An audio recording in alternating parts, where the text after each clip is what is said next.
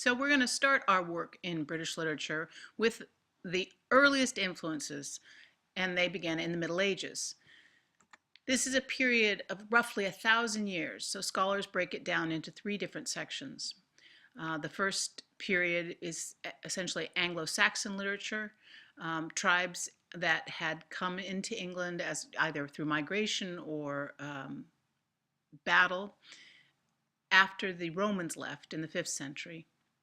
Anglo-Norman literature takes hold in the 11th century with the Battle of Hastings in 1066 when the Anglo-Normans conquered England.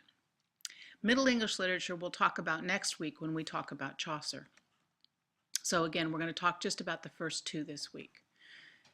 Anglo-Saxon literature is an oral literature. It would have been sung in the mead hall or the gathering places of the communities by a singer or a scope.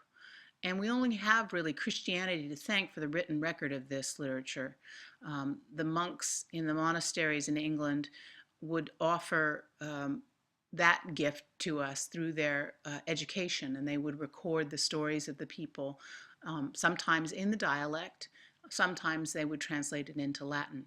Unfortunately, very few books survived the 15th century burning of the monasteries, so what we do have from this period is pretty limited.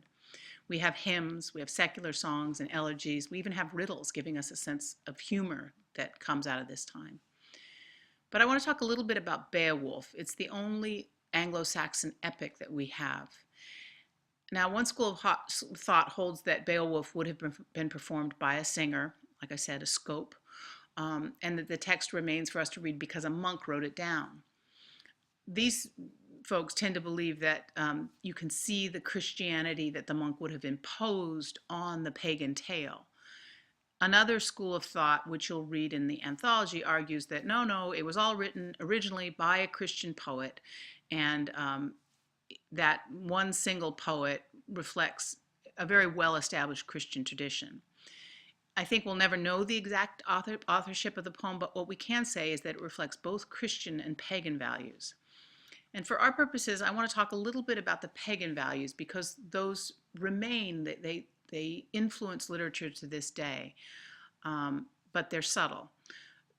So for example, Beowulf reflects the Anglo-Saxon values of strength, courage, loyalty to a chieftain or a thane and a clan that's demonstrated through greatness in battle.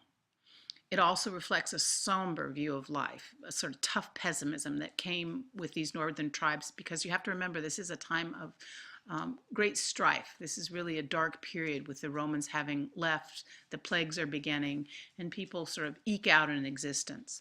So this pessimism served them well. In terms of literature, we can see traces of Anglo-Saxon throughout. One thing we have from the Anglo-Saxon is the stress patterns. Anglo-Saxon needed to be easily memorized because it was an oral language, so those stress patterns stay with us. For example, a 10-syllable line spoken in English is going to divide into 2 half lines or pentameters, and each is going to contain 2 stresses. So think about Hamlet's line that we all probably know, and listen while I read it with the stress a little bit more emphasized. To be or not to be, that is the question. So you notice how we have the emphasis on to be or not to be.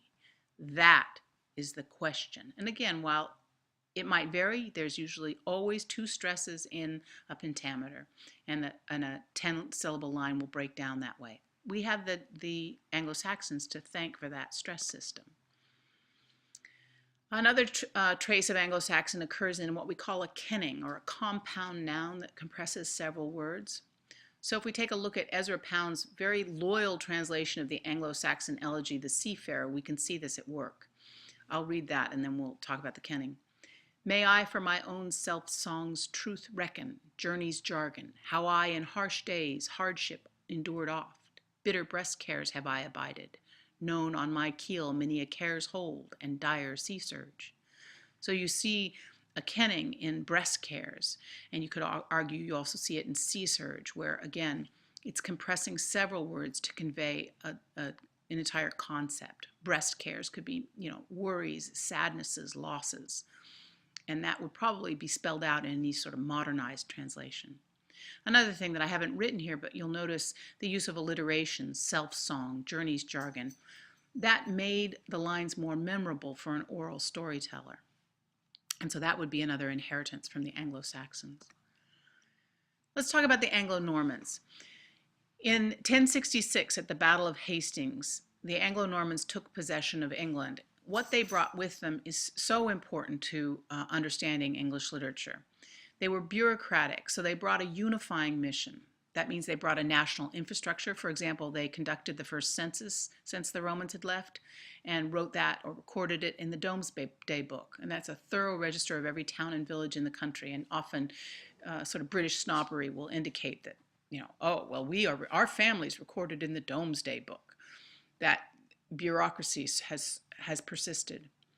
A language. French was the language used at court, and it was used for law. Ultimately, you'll see it was used for literature. Latin was used by the clergy, and the common folk spoke English. The Anglo-Normans also brought a hierarchy of nobility and commoners, and we can see this today in the British class system. And then they brought the legal system, and that included Parliament. Parliament, again, carries the trace of the Anglo-Normans with it, because parlement could be translated as talking place, parle being, to speak or talk. The Anglo-Norman influence on English literature is important. First, the Romance. The Romance emerges as an important genre of literature because of the Anglo-Norman influence in the Old English kings and Arthurian legend. Now, originally, Romance, the term, referred not to a specific literary genre, but to the vernacular French language, which was also called romance. Gradually, the term romance began to refer not to any narrative written in French vernacular, but to the specific sort of narrative literature that was most popular among the French-speaking court audiences of France and the Anglo-Norman England. So these stories are stories of chivalry and courtship. And in these stories, we find courtly love, a sort of courtly relationship modeled on the feudal relationship between a knight and his liege lord, where the knight serves the lady in the same loyalty that he would have for his liege or his thane.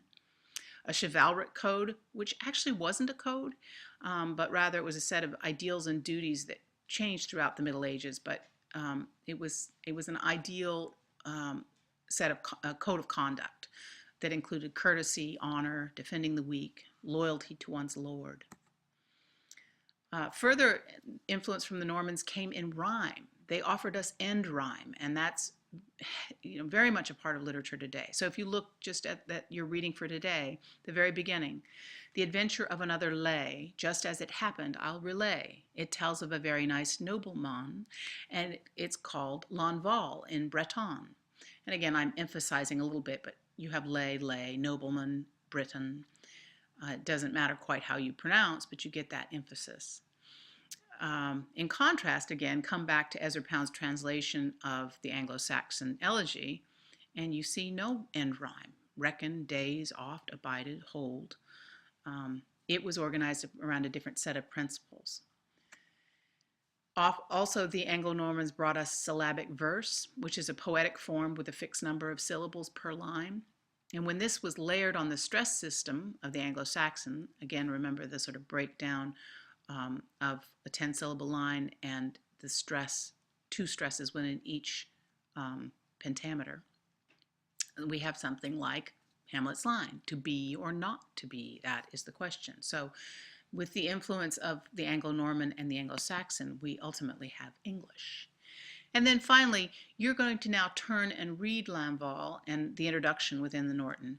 And once you're finished with that, I ask that you go to the discussion board and post your reactions to the questions. And those questions, I've tried to direct your attention to some of the influences that I've stressed in this lecture.